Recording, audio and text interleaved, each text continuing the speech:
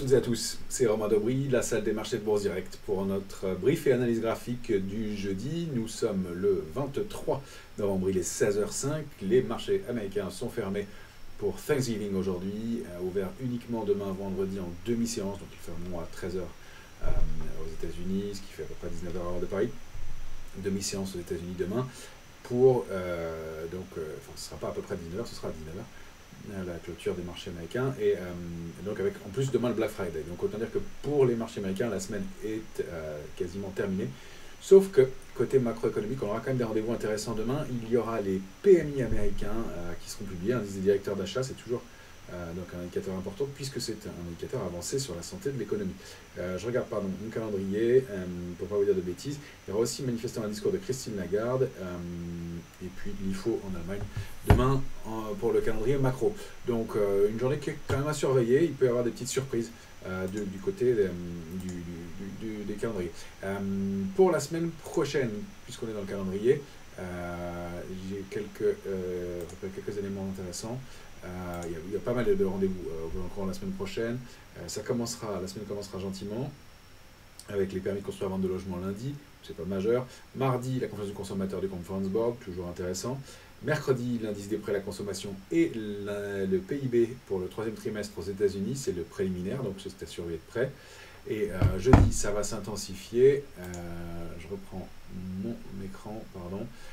Avec des PMI manufacturiers en Chine importants, l'indice des prix à la consommation, donc un marqueur de l'inflation en France, toujours pour la journée de jeudi, PIB en France, évolution de l'Allemagne, c'est moins important, indice des prix à la consommation, donc l'autre chiffre de l'inflation, mais toujours pour cette fois-ci l'Europe, la zone euro, et puis on aura l'indice PCE Core, donc l'indice des prix à la consommation des ménages, qui est le gros marqueur de l'inflation aux États-Unis, celui que la Fed regarde au plus près, pour prendre ses décisions de politique monétaire, donc un rendez-vous important aussi. Les inscriptions de demande au chômage comme tous les jeudis. Et puis surtout vendredi, on aura des PMI manufacturiers en Europe et surtout l'indice des PMI manufacturiers de l'ISM aux États-Unis. Et pour finir la semaine en beauté, un discours de Jerome Powell, vendredi 1er décembre. Donc ça va être une semaine riche côté macro. Côté micro, pas grand-chose. Il y aura les résultats de Salesforce dans la semaine. Et puis pas mal de petites entreprises françaises qui publieront tout au long de la semaine prochaine aussi. Pas de publication majeure la semaine prochaine.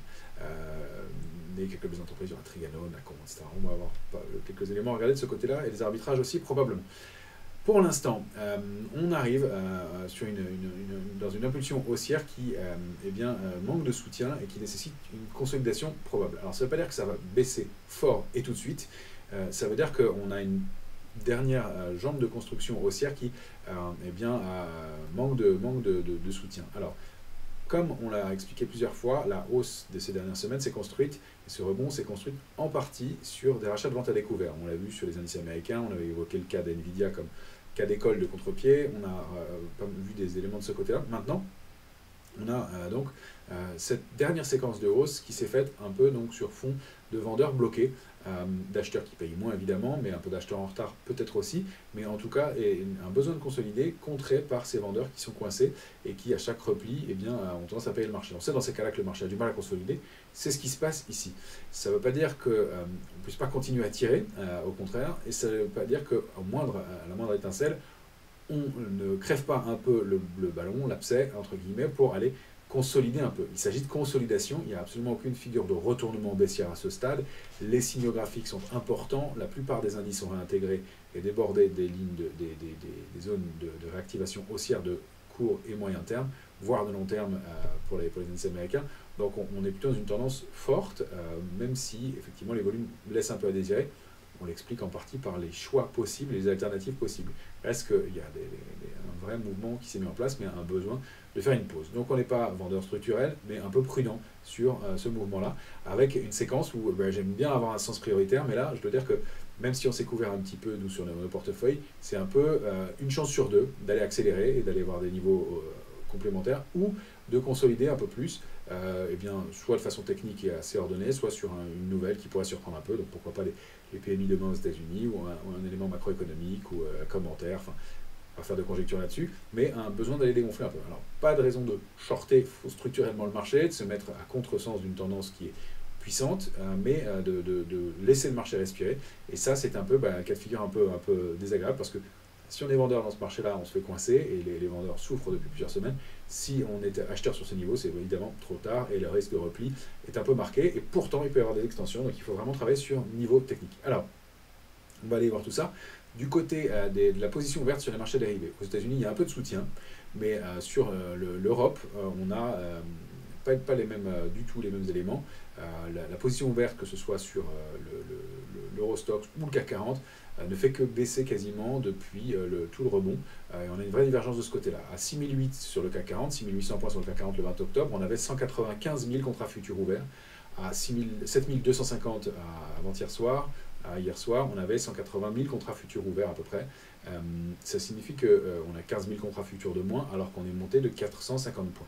Pas beaucoup de soutien. Alors le contrat futur CAC 40 est petit, mais on a le même genre de configuration et de structure sur l'Eurostoxx, qui a vu aussi sa position nette spéculative diminuer, alors que l'Eurostoxx avait progressé.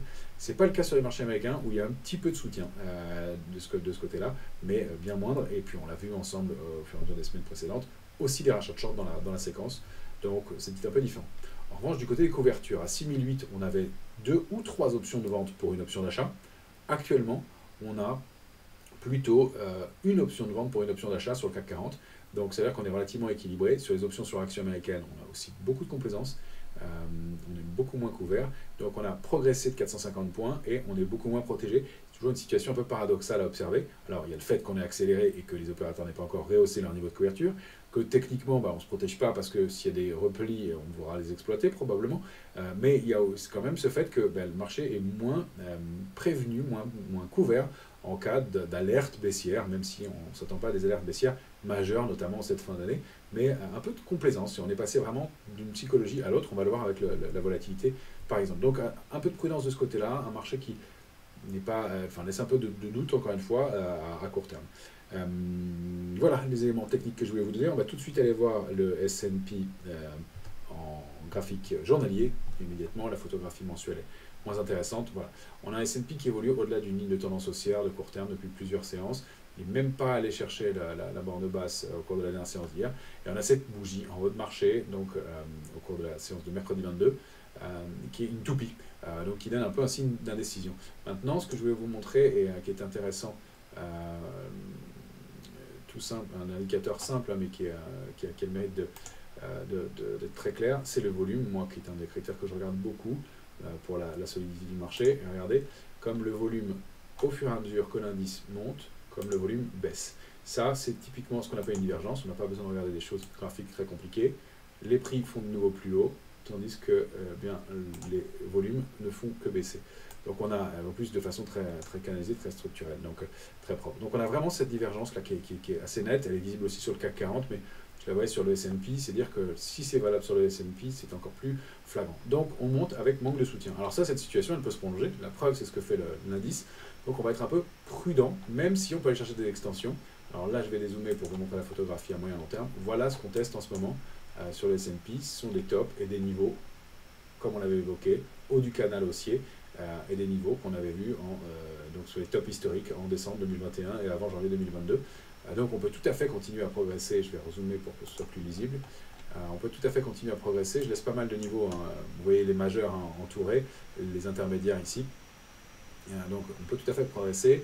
4566, 4582, pourquoi pas 4610, qui est vraiment un top majeur, le niveau sur lequel l'indice avait buté en juillet 23, juillet dernier, et qui est un niveau de résistance important. On pourrait même le réajuster, je suis en train de regarder, un petit peu plus bas. 4598 semble plus juste maintenant. Il y a une zone en tout cas ici qui est pas mal, voilà, autour de 4600 points, qui peut être même une extension. Donc c'est possible, mais on voit qu'on a ces petites bougies d'indécision par moment, et puis le marché continue à payer, mais avec cette grosse divergence de volume, donc ça à prendre en compte, et voilà, avec en plus moins de couverture. Donc il ne faudrait pas qu'il y ait un élément qui vienne gripper ce marché et le faire baisser. Donc notre niveau d'alerte, il va être très simple, c'est 4543 maintenant. Si on passe en dessous, on a des chances d'accélérer un peu à la baisse. Ça peut y aller doucement aussi, encore une fois, avec ce système de vendeurs bloqué. pour aller rechercher dans un premier temps au moins ce niveau de support à 4494. On a des intermédiaires, hein, ça peut se faire en dents de scie, mais on a aussi ce très large gap, hein, ce gap de 1,30%. C'est quand même le quatrième gap d'affilée qu'on a déjà évoqué ensemble, donc je ne vais pas insister. Je relève les volumes pour laisser de la place, je ne vais pas insister dessus, mais quand même 1, 2, 3, quatrième gap d'affilée de 1,30% sur le S&P. Ça semble assez cohérent d'aller combler ce gap-là. Alors ça peut se faire plus tard, ça peut se faire en prenant du temps, mais globalement, encore une fois, la réactivation haussière, c'est le débordement de cette ligne de tendance baissière. Ce serait au contraire assez sain que le marché aille combler ce gap, pourquoi pas. Donc il y a un retracement qui peut être un petit peu marqué dans les jours ou dans les semaines qui viennent. Encore une fois, la poursuite haussière peut se faire, on est en train de battre des records, et les records, on le sait sur les marchés, sont faits pour être battus en permanence, et c'est un signe de force. Donc voilà, un peu peut-être back oui, peut-être back non comme marché. J'aime bien être plus précis, mais il se trouve plus déterminé sur un sens. Là, c'est difficile. Vous avez compris que moi j'ai un petit biais, entre guillemets, une petite prudence baissière, mais que rien n'est déclenché à ce stade. On n'a pas de figure de retournement, on n'a pas de signaux baissiers. Quand on regarde le Nasdaq 100 en journalier, pareil, alors cette bougie d'hier qui pourrait être une étoile du soir, mais elle n'est pas tout à fait au-dessus de la précédente. 16 025 est donc bien un niveau, hein, puisqu'on a vraiment ouvert à 16 025. On avait clôturé à 16 027. Il y a un niveau majeur, c'est même configuration, je vais dézoomer sur le Nasdaq en hebdomadaire. Vraiment gros niveau 16 025, c'est vraiment le haut du haut de la figure de retournement baissière. Donc il faut du momentum, de l'énergie pour aller chercher ce dernier niveau de résistance majeure. Je l'avais affiné pour bien l'ajuster, mais c'est bien 16 400 points autour qui est la cible suivante. Donc si on réussit à s'installer au-dessus de 16 025, pas grand chose, il y a des intermédiaires qui pourraient nous bloquer, 16 200, mais la cible haussière peut être celle-ci, à l'abri d'une bonne nouvelle ou quelque chose qui envoie le marché plus haut. On n'a pas de figure de retournement, on peut essayer de chercher des biseaux, mais on voit quand même qu'il y a des forces de pression baissière. Pas de divergence de volume sur le Nasdaq en revanche, quelques divergences graphiques avec certains oscillateurs, mais ce n'est pas flagrant. Donc on n'est pas dans une configuration de fragilité ou de faiblesse, juste peut-être un besoin de consolider. Encore une fois, hein, on parle d'un mouvement assez important, d'aller consolider un premier niveau et aller combler ce grand gap, pourquoi pas sur le Nasdaq. Donc première alerte sous 15 950, maintenant on monte le niveau d'alerte. 15 888 est un niveau à surveiller, on va le réajuster un tout petit peu plus bas. Non, c'était 888. Avec ensuite sous 15 826, des grandes chances d'aller combler le gap, et 15 557, et puis ce niveau de support important à 15 530. Donc voilà, un marché qui ne donne pas de signaux de faiblesse à court terme, mais qui donne en tout cas des alertes et des besoins de consolidation. Donc on est un peu entre deux eaux de ce côté-là. Si on regarde la volatilité, et bien la volatilité, elle s'installe plus bas, et pareil, là où on cherchait des signes de réactivation haussière de la volatilité, donc de baisse éventuelle du marché, eh bien ça s'estompe. On avait un niveau de support à 13,22, la volatilité a ouvert et clôturé en dessous hier, mercredi 22, et on passe dans une zone 12,66, 13,22, donc on est clairement, je vais le mettre en hebdomadaire, en zone de complaisance, cette fois-ci, avec donc un petit biseau qui s'est dessiné ici, pourquoi pas, on va le voir en journalier, et donc une volatilité qui peut continuer à se détendre et qui coince encore d'éventuels acheteurs de volatilité, d'éventuels vendeurs du marché, et donc on peut continuer à chercher 12,66, pourquoi pas, et même un biseau comme ça peut être tout à fait rompu par le bas et aller chercher 12,10, donc attention à ne pas être trop négatif ou trop baissier sur un marché qui n'a pas donné de signaux de retournement, qui a au mieux besoin de consolider, et encore une fois dans un contexte où beaucoup de vendeurs sont bloqués. Donc cette première zone là, qu'on essaie de trouver un palier aux alentours de 13,73, clairement enfoncé, maintenant 12,89, pas d'invalidation. En revanche, si on repasse au-delà de 13,22 en volatilité et surtout au-delà de 13,66, il y a un vrai risque de pic haussier pour aller chercher des niveaux de volatilité un peu plus prudents et dans une zone uniquement d'optimisme autour de 16,24, qui est peut-être la borne haute du ISO et assurée. Donc, s'il y a un touchdown par le bas et puis ensuite une réintégration, ça pourrait être intéressant. Pour l'instant, prudence, même si encore une fois, prudence contre une éventuelle poursuite de la hausse, ça peut continuer à se mettre en place. Si on va regarder notre indice Eurostoxx, lui, il continue à grignoter des points et des plus hauts tous les jours. Il n'y a pas pareil, de figures de retournement, pas de signaux de faiblesse. On peut y chercher des petits biseaux en très court, mais encore une fois, ce ne sont pas des grosses structures qui se mettraient en place, c'est plutôt des petites figures de retracement. Et attention, quand on construit comme ça, eh bien, ça peut tirer, et puis rebaisser d'un coup. Pour l'instant, on est dans le trading range 4198, 4411, la médiane a été débordée, et même pas retestée en plus, donc on a ce niveau de support. Donc on sera plus prudent si on rompt 4342. On voit qu'aujourd'hui, même si les volumes sont anémiques aujourd'hui en l'absence de marché américain, eh bien, on continue à tirer gentiment. Si on va voir notre futur CAC 40 en 14 heures, moi je vois toujours cette structure de biseau. Alors pareil, les biseaux d'épuisement, il faut s'en méfier parce qu'on peut aller tirer vers le haut.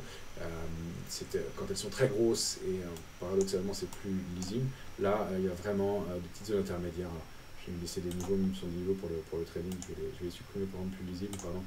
Ouais, on essaie de faire des arbitrages sur le futur CAC 40, mais il n'y a tellement pas de vitesse qu'on risque de se faire coincer. Il y a ce biseau qui se met en place. Donc si on passe la zone 7295,5, je vous l'affiche en plus gros, 294,5, je vais les mis à droite, ce sera plus lisible, 7303 juste au-dessus, eh bien on invalide, on sort par le haut de ce biseau, il y a des chances que pareil, un achat de short à nouveau, une extension haussière, on peut aller chercher 7336 et pourquoi pas 7393 qui est la médiane, si on dézoome un peu, du large trading range, qui est 7199 en bas. On avait réajusté les niveaux pour la nouvelle échéance. Il faut vraiment dézoomer pas mal.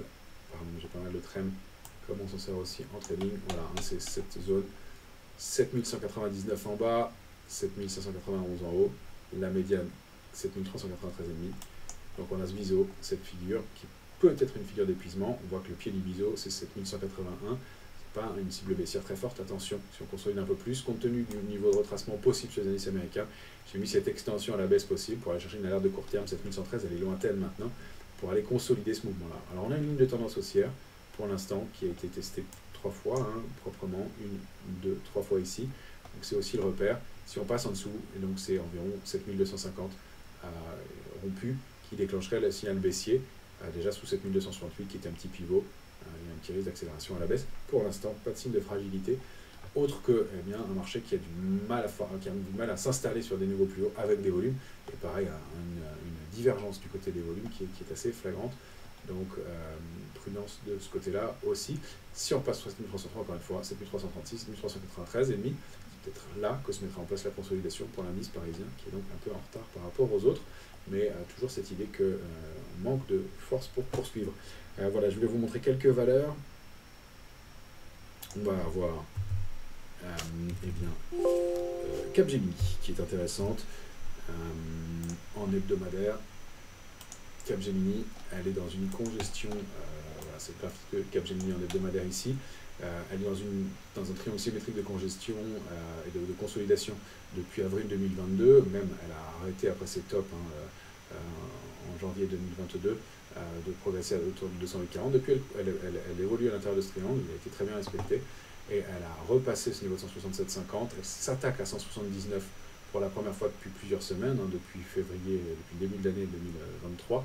Et là, elle est peut-être en train de déborder par le haut, la borne haute du triangle symétrique. Ça, sont des très grosses figures, donc il y a un gros mouvement qui est en train de se mettre peut-être en place, même si, encore une fois, les volumes ne sont pas extraordinaires, il se passe quelque chose. Alors, le potentiel, c'est de dupliquer le triangle par le haut. Attention, hein, c'est une figure qui s'est mise en place depuis 2021, nous sommes en 2023, il va falloir du temps pour aller chercher la cible idéale éventuelle à 222, avec des niveaux de résistance majeurs entre-temps, mais pour l'instant, c'est un mouvement intéressant, donc une valeur qui est à suivre et qui donne d'ailleurs une photographie globalement intéressante du marché. Une autre qu'on a évoquée récemment, c'est Interparfums. Interparfums, c'est un parcours haussier en hebdomadaire intéressant, canal haussier mis en place depuis mars 2020, borne haute, borne basse, double appui sur 37,10, rebond important, et puis depuis son annonce d'éventuelle perte d'exclusivité dans le courant du mois d'août et juillet, août, elle a baissé fortement, mais elle est revenue et elle a testé et préservé le bas du canal. Donc, une réaction intéressante pour un titre qui a un comportement assez harmonieux, même si on a eu un test un peu important de cette borne basse. Il s'est passé quelque chose après quelques jours de congestion, une accélération haussière. Donc, première cible technique 51,5, Première grosse résistance 49,85, on n'en est pas très loin, mais en optimisant les prix de revient, ça peut être à surveiller. On est rentré aussi sur un titre comme Guillemot, qui donne des signaux graphiques intéressants. Alors c'est pareil, c'est petit, c'est une petite structure. Voilà, on avait un biseau d'épuisement baissier, on en ressort tout doucement, on passe une ligne de cou avec une épaule, tête-épaule un peu tordue comme celle qu'on a en ce moment. Ça donne une petite cible qui est située aux alentours de 7,59, donc quelque chose qui se passe, et une sortie avec du volume en plus, donc peut-être intéressante à surveiller. Et puis une dernière que je voulais regarder, pareil, c'est Esker, qui fait pareil, qui sont des recoveries. Alors attention, ce sont des titres pas très liquides. Apparemment, beaucoup de trades d'essai aussi là-dessus, c'est des choses qui datent de long terme. Mais voilà, on a pareil, un mouvement d'arrêt d'une baisse sur des niveaux de support majeurs, hein, testé en juin 2022, testé en octobre 22, non testé, mais cette fois-ci en septembre dernier. Et puis donc cet avalement en hebdomadaire haussier avec un rebond et donc un petit potentiel aussi à surveiller. On a, vous voyez, cet arrêt dans une baisse dans un trading range. Donc pourquoi pas chercher la borne haut du range qui est située aux alentours de 154,20. Tout ça se passe avec des volumes qui ne sont pas énormes non plus sur SK, prudence, mais voilà, parmi les différents petits signaux qu'on pouvait escompter dans ce marché. Voilà ce que je voulais vous montrer pour cette fin de semaine. Des choses intéressantes, un petit risque de consolidation, vous l'avez compris, et donc une semaine prochaine qui va être importante niveau macro. Donc pas de précipitation à se mettre à la vente, mais nous, encore une fois, on a décidé de se couvrir un petit peu. Alors, on prend un risque minimum, on est prêt à le déboucler ou à le sortir et puis à se recouvrir un peu plus haut si besoin était, mais on veut pérenniser les gains qu'on a fait ici, on n'est pas baissier structurellement. Excellente fin de semaine à toutes et à tous.